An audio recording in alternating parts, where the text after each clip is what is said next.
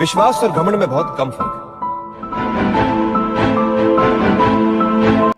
क्या दाऊद ही गुलशन कुमार की हत्या के लिए जिम्मेदार था? संगीतकार नदीम ने क्या कहा? हेलो दोस्तों, मैं नितिन आपका स्वागत करता हूं पॉलीग्रेड स्टूडियोज में। टी सीरीज के मालिक और कैसेट किंग के नाम से गुलशन कुमार हत्याकांड में अब एक नया मोड़ सामने आया है। जी हां, साल 1997 में गुलशन कुमार की मंदिर के बाहर 3 हमलावरों ने 16 गोलियों से छलनी कर दिया था, उनकी हत्या कर दी थी। ये माना जा रहा है कि ये हत्या दाऊद के इशारे पर गुलशन कुमार के साथ कर रहे हैं।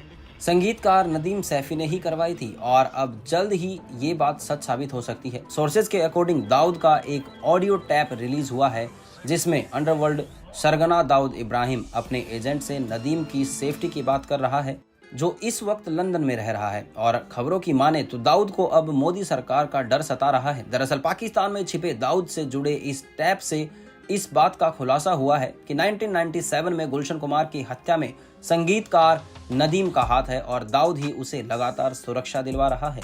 हाल ही में जारी की गई टैप से दाऊद को फोन पर भारत सरकार की मुहिम और नदीम के बारे में फिक्र जताते हुए सुना जा सकता है। इस टैप से गुलशन कुमार हत्याकांड में कई सनसनीखेज खुलासे होने की उम्मीद जताई जा रही है, क्योंकि इसमें कई कोड वर्ड्स का इस्तेमाल हुआ है। नदीम सैफी का हवाला देने के लिए लंदन फ्रेंड्स और उस्ताद जैसे शब्दों का इस्तेमाल किया गया है। हालांकि इस कोड वर्ड वाली भाषा को डिकोड करने वाले खुफिया अधिकारियों ने लंदन उस्ताद की पहचान नदीम सैफी के तौर पर की है।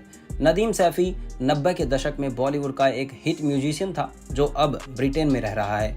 2 अगस्त 1997 को मुंबई में गुलशन कुमार की हत्या में नदीम को शक के तौर पर नामजद किया और बताया जा रहा है कि ये बातचीत 2015 में ही रिकॉर्ड की जा रही है।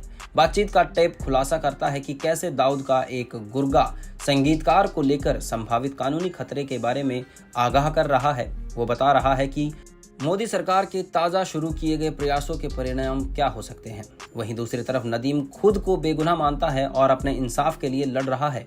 ब्रिटेन में रह रहे इंडियन म्यूजिशियन नदीम ने भारत सरकार से माफी मांगने की मांग की है। टी सीरीज म्यूजिक कंपनी के मालिक गुलशन कुमार की हत्या के मामले में अभियुक्त बनाए जाने के बाद से नदीम साल 2000 से ब्रिटेन में रह रहे हैं। नदीम अपने साथी श्रवण राठौड़ के साथ मिलकर नदीम श्रवण के नाम से फिल्मों में संगीत देते थे।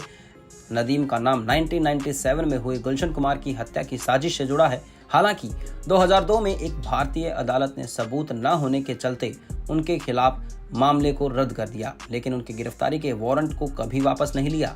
नदीम ने BBC एशियन नेटवर्क में बताया, मैं इंसाफ हासिल किए बगैर मरना नहीं चाहता। और इतने कहते ही बातचीत में नदीम की आंखें नम हो गई। उन्होंने कहा, मैं नहीं चाहता हूं कि मेरे माता पिता ये जाने बगैर मर जाएं कि मैं निर्दोष था। उन्होंने कहा, मेरे माता पिता बिस्तर पर बीमार पड़े हैं, उन्हें देखने की मेरी इच्छा बहुत अधिक है, मुझे न्याय मिलना चाहिए, इसके लिए ये समय सही है।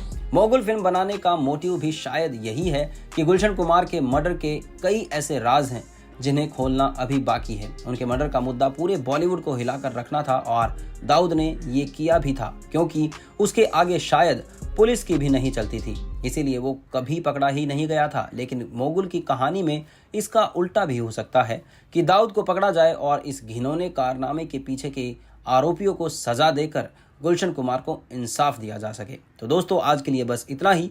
वीडियो को लाइक करें, शेयर करें